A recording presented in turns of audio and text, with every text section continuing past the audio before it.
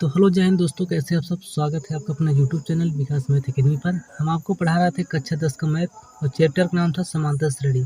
समांतर श्रेणी के बारे में 2 वीडियो में बहुत अच्छे तरीके से बता दिए थे कि समांतर श्रेणी क्या होता है और कैसे चेक किया जाता है कि समांतर श्रेणी है कि नहीं है, और प्रथम पद क्या होता है, द्वितीय पद क्या होता है, और साथ ही साथ ये भी बताए थे कि समांतर श्रेणी का सर्वांतर कैसे निकाला जाता है।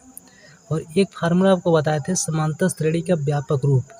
व्यापक रूप क्या होता है, तो n पद बराबर होता था a प्लस कोष्टक में n-1 इंटू डी होता था। ठीक, और एग्जाम्पल भी बता दिए थे। तो आज हम शुरू करते हैं सीधा प्रश्नावली से। तो प्रश्नावली आपका क्या है, 5.1। प्रश्नावली में आपका देखो कई सवाल दिया है। हम शुरू करते हैं पहले सवाल से। पहले देखो कुछ कंडीशन दिया आपका, देखो कह रहा है निम्न स्थितियों में से कौन समांतर श्रेणी है और क्यों। मतलब ये आपका क्वेश्चन दिया हुआ लिखा हुआ है और पूछ रहा है कि क्या ये समांतर श्रेणी बन रहा है कि नहीं बन रहा है। अगर बन रहा है तो क्यों बन रहा है, ठीक, और नहीं भी बन रहा है समांतर श्रेणी तो क्यों नहीं बन रहा है। तो देखिए शुरू करते हैं।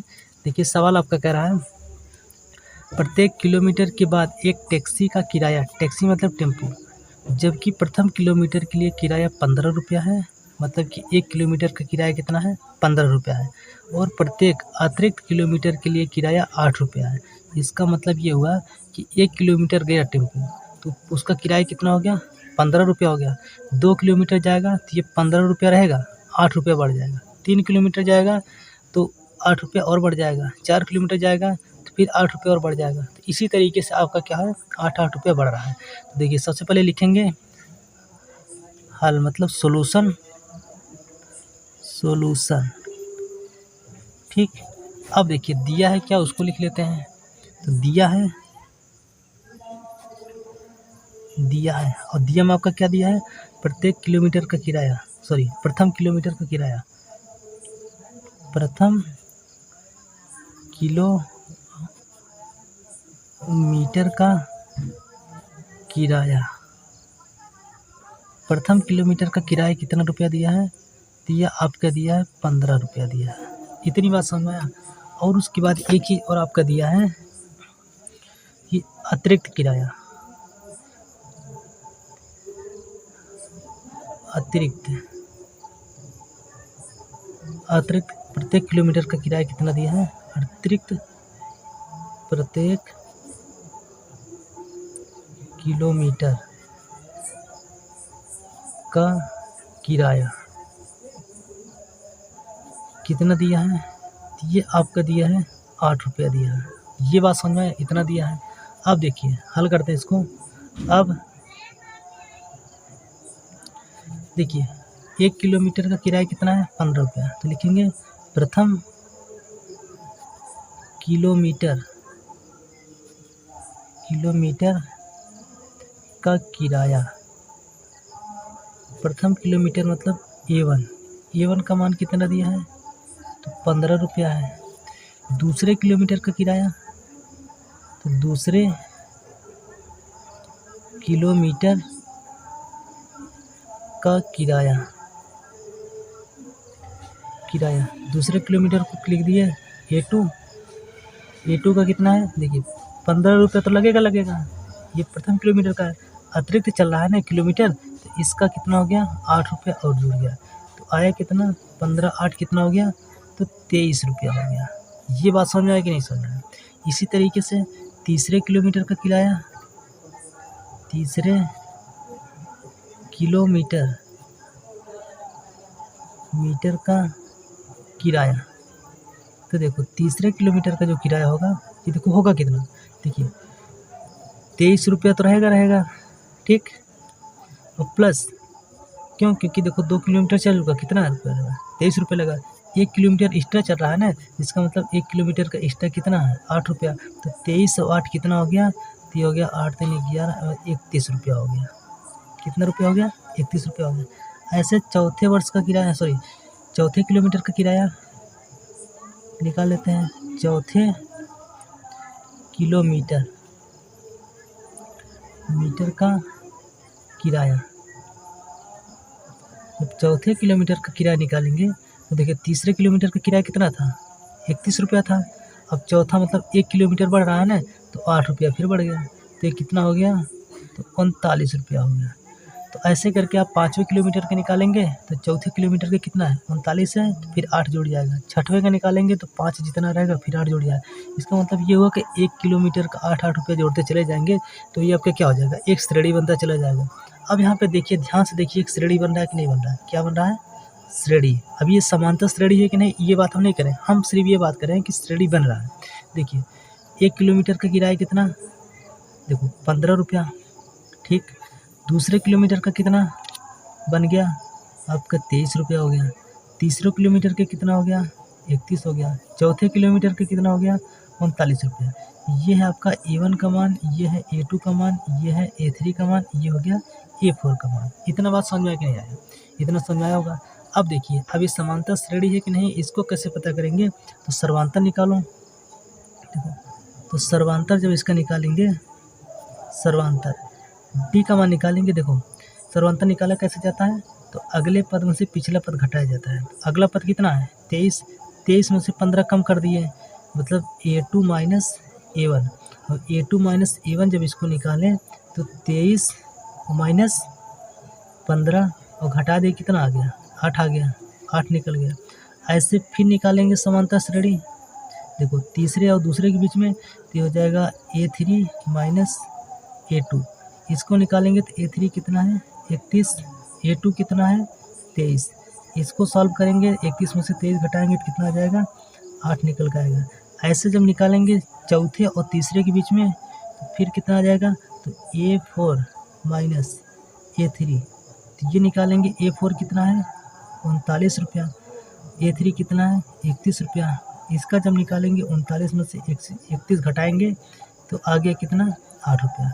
अब देखिए ध्यान से, पहले और दूसरे और पहले के बीच का अंतर कितना आ गया 8। तीसरे और दूसरे के बीच का अंतर कितना है 8। चौथे तीसरे के बीच का अंतर कितना है 8। इसका मतलब ये सर्वांतर क्या है, सबका समान है, 8-8 है। इसलिए क्या है, एक समांतर श्रेणी है। कौन सा 15, 23, 31, 39। अर्थात ये क्या बन रहा है, ये जो सवाल आपका दिया है एक समांतर श्रेणी में प्रदर्शित हो रहा है। तो लिख सकते हैं अतः, यही तो हमसे पूछा था कि निम्न स्थिति में से कौन समांतर श्रेणी है और क्यों।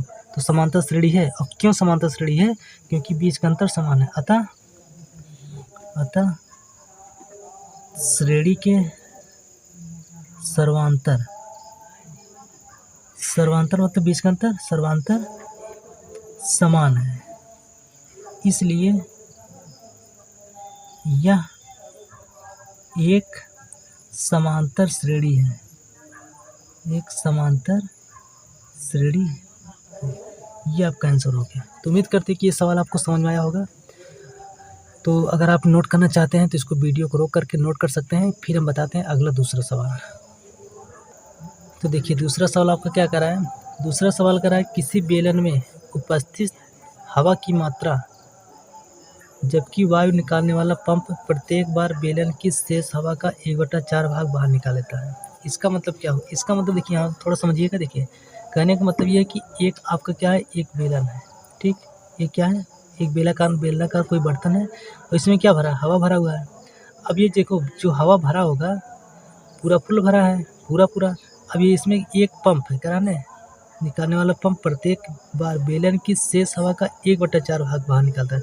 इसको तो एक पंप लिए और पंप से क्या कर दिया, हवा को निकाल रहे हैं। तो एक बार में हवा कितना निकल रहा है 1/4 भाग। बात समझ में कि नहीं। कहने का मतलब अगर मान लेते हैं कि हवा इसमें जो पूरा भरा हुआ है निकल कितना रहा है, तो ये आपका क्या हो गया, बेलन हो गया। अब इसमें पूरा क्या भरा हुआ है, हवा भरा हुआ है।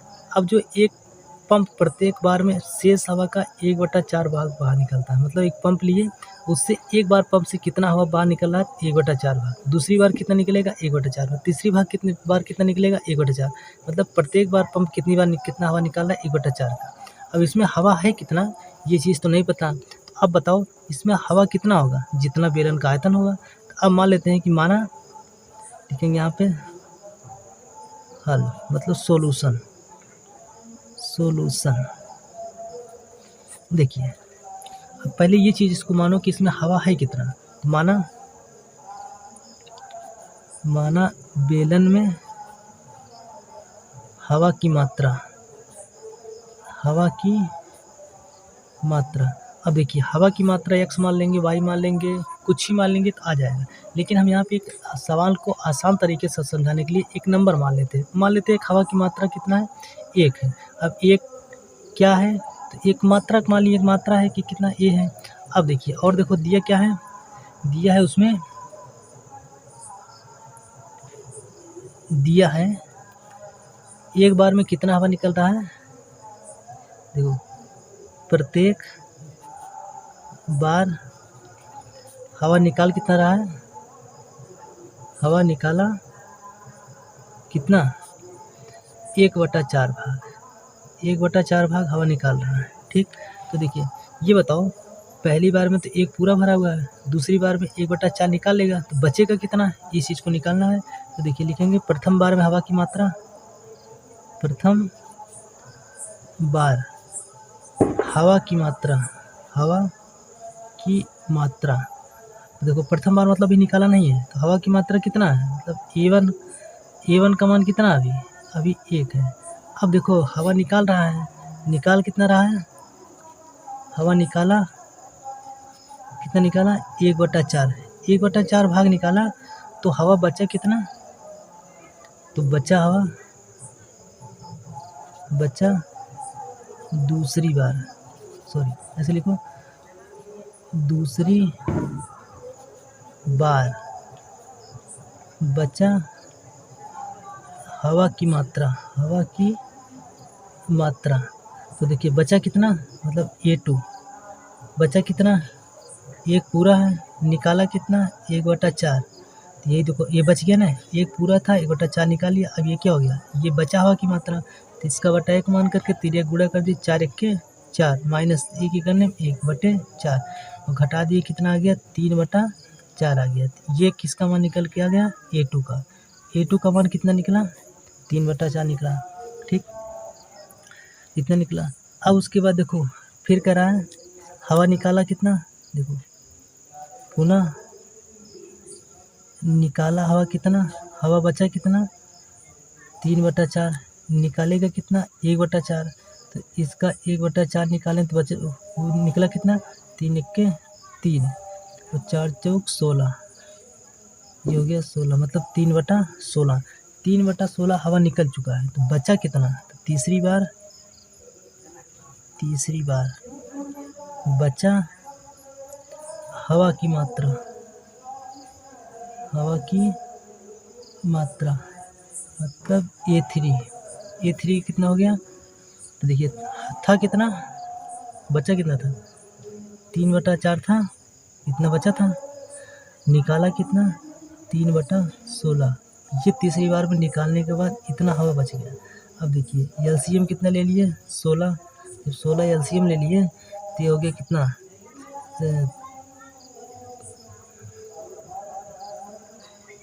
जब 16 LCM ले लिए तो देखिए 4 चौक 16 और 4 3 12, तो ये हो गया 12 माइनस, और ये हो जाएगा 16, 16 से कट गया तो यहाँ पे 3, तो ये बच जाएगा 12 में से 3 गया 9, 9/16।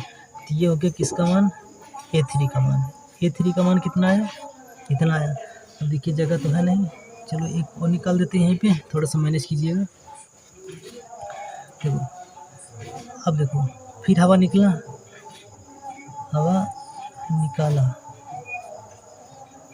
निकाला कितना, बचा कितना, देखो बचा कितना, 9/16 है, इसका 1/4 निकल रहा है, तो 1/4 फिर निकाल दिए, 9 1 के 9 और 16 चौका 64, इतना भाग हवा निकलेगा।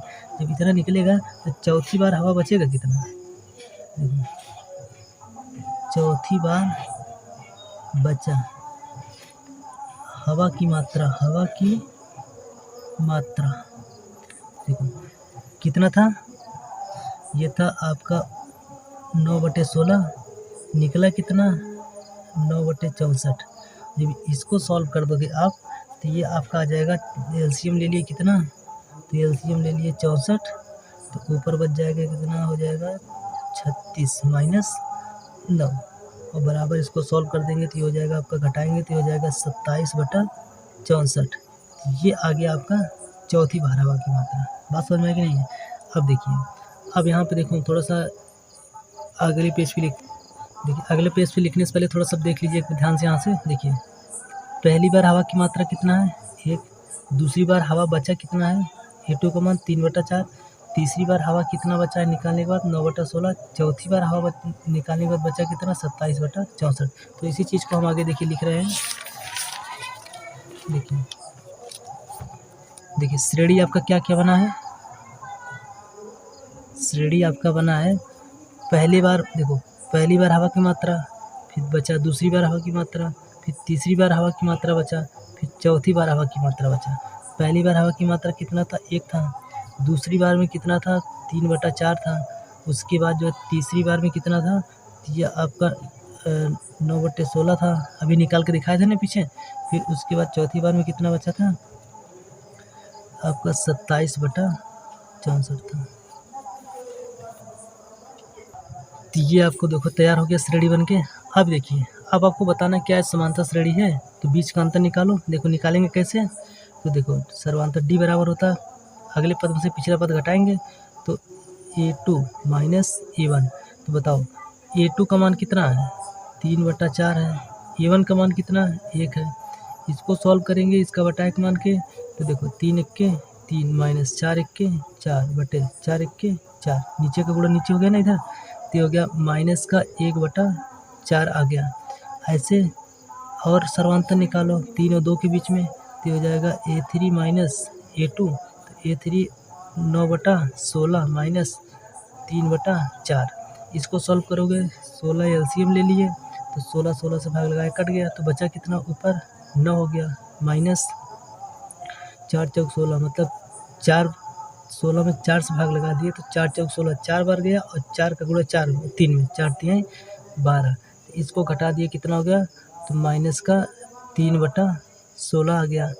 ऐसे चौथे तीसरे के बीच का निकालेंगे, मतलब A4 माइनस A3, तो हो जाएगा 27/64 माइनस 9/16।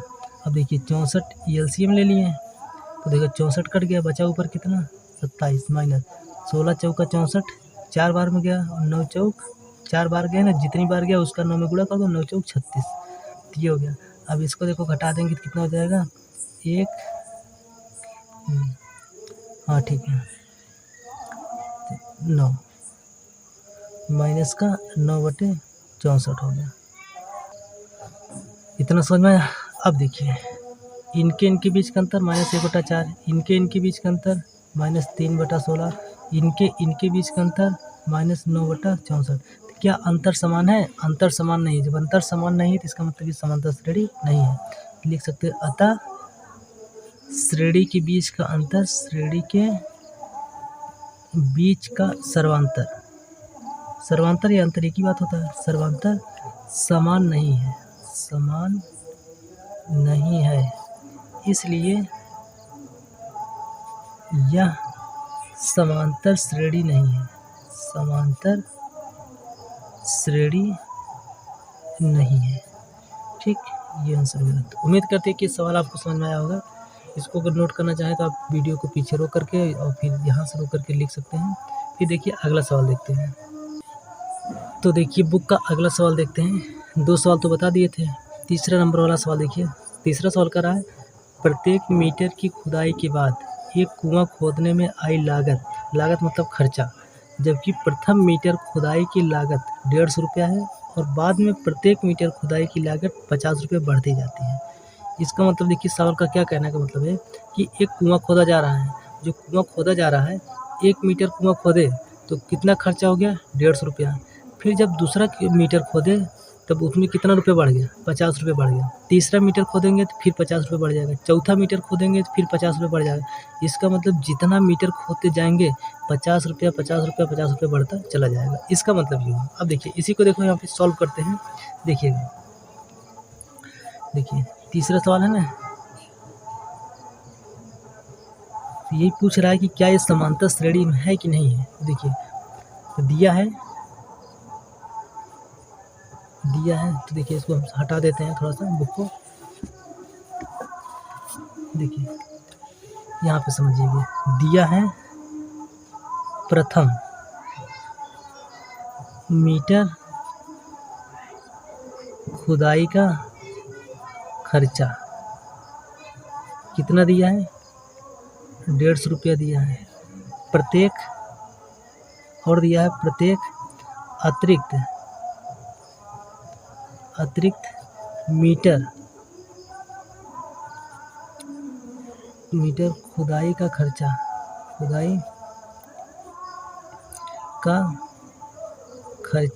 कितना दिया है, 50 रुपया। देखिए अब देखिए समझिएगा, प्रथम 1 मीटर खोदे खर्चा कितना हुआ, 150 रुपया हो गया। ठीक, जब दूसरा मीटर खोदने का तो 50 रुपये और बढ़ गया, तीसरा मीटर खोदेंगे फिर 50 बढ़ जाएगा। देखिए तो यहाँ पे लिखेंगे प्रथम मीटर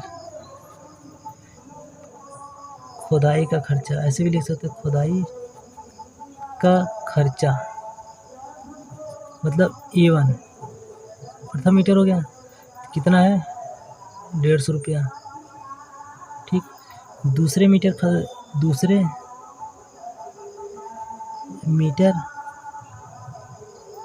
खुदाई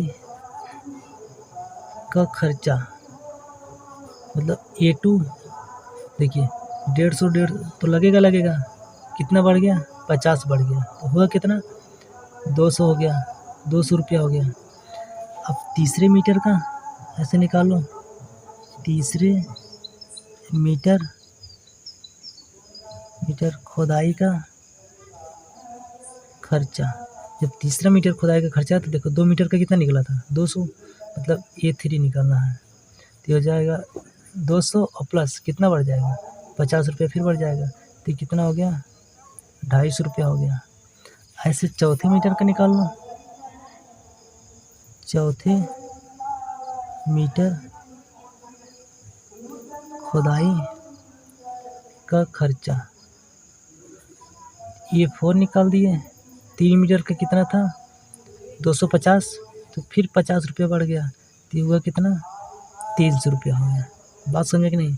ऐसे करके आप 5वें निकाल सकते हैं, 6वां 7वां, ऐसे करके आप अनंत तक निकाल सकते हैं, लेकिन हमको उतना नहीं करना है, इतने से आपको पता चल जाएगा। अब देखिए क्या है, अब देखिए श्रेणी, देखिए क्या है, श्रेणी आपका कौन सा बना है, तो श्रेणी आपका बना है, देखिए प्रथम मीटर खुदाई का खर्चा 150 रुपया। ठीक, दूसरे मीटर खुदाई का खर्चा 200 रुपया है, तीसरे मीटर खुदाई का खर्चा 250 रुपया है, चौथे मीटर खुदाई का खर्चा 300 रुपया है। ये हो गया A1 का, A2 का, A3, A4, इतना हो गया। अब ध्यान से देखो क्या समांतर श्रेणी है कि नहीं है, तो पहले सर्वांतर निकालो। देखो सर्वांतर D निकालना है, तो A2 A1 के बीच का निकाल लो, तो A2 माइनस A1, तो A2 का मान कितना है, 200, A1 का मान कितना है, 150, घटा दिए कितना हो गया, 50 रुपया आ गया। ठीक, ये निकाल। ऐसे तीसरे और दूसरे के बीच का निकाल लो, तो A3 माइनस A2, तो ये हो गया 250 माइनस 200, इसको घटा देंगे, ये कितना आ गया, 50 रुपया आ गया। ठीक, फिर अंतर निकाल दो किसका, चौथे और तीसरे के बीच का, तो A4 माइनस A3, A4 कितना है, 300, उसके बाद A3 कितना है, 250, घटा दिए कितना हो गया, 50 रुपया हो गया। ठीक, इतना हो गया। अब देखिए अंतर क्या हो रहा है, सबका समान आ रहा है, 2 1 के 50 का अंतर, 3 2 का 50, 4 3 का 50, अंतर जब समान है तो इसका मतलब समांतर श्रेणी है। तो अतः लिखेंगे, अतः श्रेणी में अंतर मतलब सर्वांतर, अतः श्रेणी में सर्वांतर समान है। क्या है, समान है, इसलिए यह समांतर श्रेणी में है। किस श्रेणी में, समांतर श्रेणी में है। ठीक, तो उम्मीद करते हैं कि ये सवाल समझ में आया होगा। अब अगला सवाल देखते हैं। अगर इसका स्क्रीनशॉट लेना चाहते हैं तो रोक करके स्क्रीनशॉट ले लीजिए और लिख लीजिएगा। तो देखिए अगला सवाल, देखिए क्या है, 4 नंबर वाला सवाल। 4 नंबर वाला सवाल कहता है, खाते में प्रत्येक वर्ष का मिश्र धन जबकि 10,000 की राशि 8% वार्षिक की दर से चक्रवृद्धि ब्याज पर जमा की जाती है। देखिए होता क्या है, ये जो 1000 रुपये की राशि ये आपका क्या है, मूलधन दिया है, सॉरी 10,000 है, 10,000 क्या है, मूलधन है। रेट मतलब दर कितना दिया, 8% वार्षिक, मतलब 1 वर्ष का 8% लगेगा, से चक्रवृद्धि ब्याज पर जमा की गई है। अब देखिए निकालेंगे कैसे। अब पूछ रहे क्या रहा है, मिश्र धन पूछ रहा है ना, तो देखिएगा सबसे पहले लिखेंगे दिया है। देखिए कौन सा सवाल है, 4 नंबर वाला। देखो दिया है मूलधन,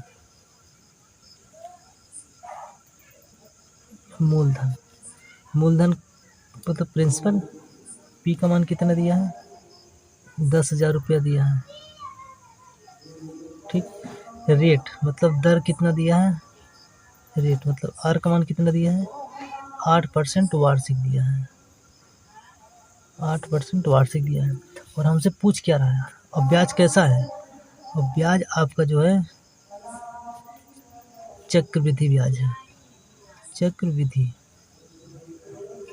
ठीक, और देखिए मिश्र धन हमको निकालना है, क्या निकालना है, मिश्र धन मतलब अमाउंट, अर्थात ए का मान निकालना है। ठीक, देखिए एक फार्मूला होता है, यहाँ पे लिख लीजिएगा फार्मूला होता है मिश्र धन ये बराबर होता है मूलधन अर्थात पी कोष्टक में 1 प्लस आर बाई 100 पावर समय मतलब टी। ये देखो फार्मूला बन जाएगा आपका, ए बराबर पी कोष्टक में 1 plus R by 100 power T. ये आपका मेन ये क्या है, फार्मूला है। तो ये आपका फार्मूला है। अब देखिए निकालेंगे कैसे, मिश्र धन निकालना है। अगर हमें 1 साल का निकालना होगा तो समय का मान 1 रखेंगे, 2 साल का निकालना है 2 रखेंगे, 3 साल का निकालना है 3 रखेंगे, ऐसे करके निकालेंगे।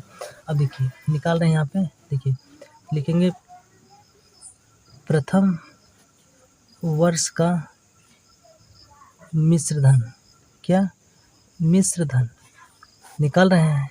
तो देखिए तो समय का मान कितना हो जाएगा, तो टी बराबर कितना रखेंगे, 1 वर्ष रखा जाएगा, मतलब 1 रखेंगे।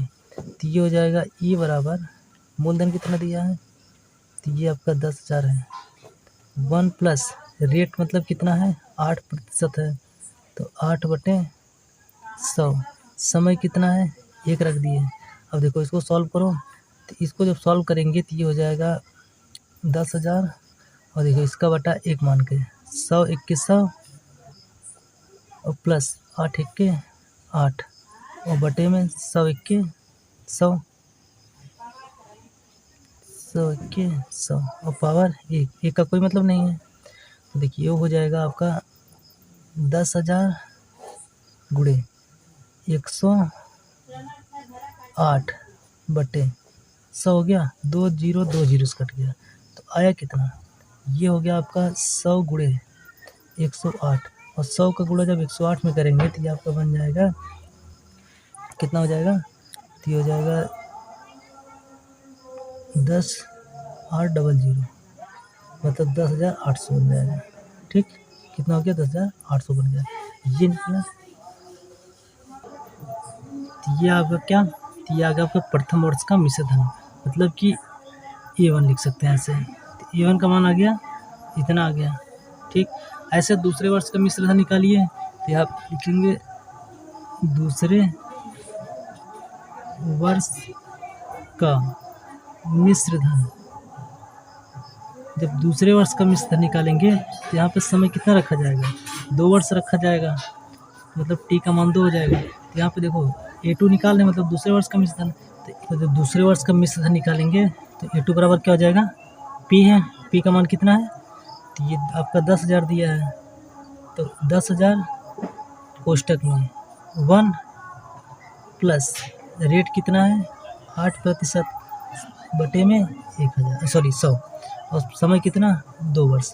अब देखिए इसको देखो कैसे सॉल्व करेंगे, देखिए ये हो जाएगा 10,000 आपका ऐसे रहेगा। ठीक, कोष्टक में देखो इसका बटा 1 मान लिया है, 100 1 100 और प्लस 8 1 8 और बटे में 100 और पावर 2 हो गया। देखो 10,000 जोड़ दिए 108 और बटे में कितना 100 और पावर कितना 2। अब देखिए इसको लिख सकते हैं ऐसे करके कि 10,000 गुणे बताओ 108 गुणे 108 दो बार लिख सकते हैं ना, क्योंकि घात 2 है। और बटे में 100 को देखो 2 बार लिख सकते हैं, 100 गुणे 100 इतना लिख सकते हैं ना। अब देखिए 4 जीरो नीचे, ये 4 जीरो पूरा कट गया, बचा कितना, तो बचा 108 गुणे 108। तो देखिए अगले पेज पे लिख देते हैं यहाँ पे, देखिएगा। तो देखिए A2 का मान कितना आया था, तो A2 का मान आया था आपका 108 गुणे 108। जब इसका गुणा कराएंगे तो ये आपका बन जाएगा कितना, तो 11,664 इतना। ये A2 का मान कितना आया, 11,664 रुपया। इतना जो है दूसरे वर्ष का मिश्र धन निकल गया। ठीक, गुणा करा लेना आप लोग, हम ऑलरेडी पहले से गुणा कर दिए हैं, इसलिए जो है थोड़ा सा आसान होगा। देखिए अब निकालेंगे तीसरे वर्ष का, लिखेंगे तीसरे वर्ष का मिश्र धन। तो तीसरे वर्ष का मिश्र धन निकालेंगे तो समय t बराबर कितना रखेंगे, 3 वर्ष रखा जाएगा। तो देखिए फार्मूला क्या था, तो फार्मूला था तीसरे वर्ष का मिश्र धन निकाले तो A3 बराबर हो जाएगा P कोष्टक में 1 + R/100 पावर t। तो देखिए P का मान कितना था, 10,000 था, 1 प्लस रेट कितना था 8 पावर बटे में 100 अपान समय कितना 3 वर्ष। तो ये बन जाएगा आपका 10,000। और देखिए इसका बटा 1 मान के 100 2100 प्लस 8 1 8, तो 108 बटे 100 और पावर 3। अब देखिए जब इसको सॉल्व करेंगे आप, तो ये देखिए क्या बनेगा, तो ये हो गया 10,000 और पूरे का देखो 108 बटे 100 है, घात पावर कितना है 3 है, इसका मतलब 3 बार गुणा, तो 108 गुणे 108 गुणे 108 और बटे में कितना 3 बार 100, 100 गुणे 100 गुणे 100, 4 जीरो 2 जीरो 2 जीरो 4 जीरो और ये 4 जीरो कट गया। तो ऊपर बचा कितना, ऊपर बच गया 108 गुणे 108 गुणे 108 और बटे में कितना 100। अब देखो इसको जब 108 गुणे 108 गुणे 108 जब 3 बार गुणा कराएंगे तो ये आपके देखो कितना बन जाएगा। तो हम इसको पहले ऑलरेडी से गुणा करके यहाँ पे लिख कर रखे हुए हैं। ये आपका बन जाएगा कितना, सॉल्व करने पर कितना है, तो 12,597.12 इतना हो जाएगा। अब यहाँ पहले से गुणा करके रख ली है ताकि जो है ज़्यादा समय ना लगे। तो इतना आ गया आपका क्या, तीसरे वर्ष का मिश्र धन आ गया। तीसरे वर्ष का मिश्र धन कितना निकला, इतना। अब देखिए श्रेणी देखो ध्यान से क्या बन रहा है, श्रेणी देखिए पहले वर्ष का कितना निकला था, तो पहले वर्ष का आपका निकला था 10,800। दूसरे वर्ष का कितना निकला था 11,664 निकला था। तीसरे वर्ष का कितना निकला 12,597.12 इतना निकला। ठीक, इतना निकला। देखिए ये हो गया A1, ये A2, A3। अब देखिए अंतर इनका जब निकालेंगे ना तो इनका अंतर समान नहीं आएगा। इनके बीच का अंतर जब निकालेंगे A2 - 7 करके निकालेंगे, इनके बीच का अंतर कितना आ जाएगा 64 आ जाएगा। इनके बीच का अंतर जब निकालेंगे इनका अंतर आ जाएगा 9,331.2 आ जाएगा इतना। अतः सर्वांतर समान है, नहीं समान है, इसलिए लिख सकते हैं अतः श्रेणी का सर्वांतर समान नहीं है, इसलिए यह समांतर श्रेणी नहीं है, यह समांतर श्रेणी नहीं है। तो ये आपका आंसर हो गया। तो उम्मीद करते हैं कि सवाल आपको समझ में आया होगा। तो देखिए वीडियो बहुत लंबा हो जा रहा है, इसलिए सब वीडियो को यहीं पे रोक रहे हैं। तो अब अगला सवाल बताएंगे अगले वीडियो में। तब तक के लिए जय हिंद।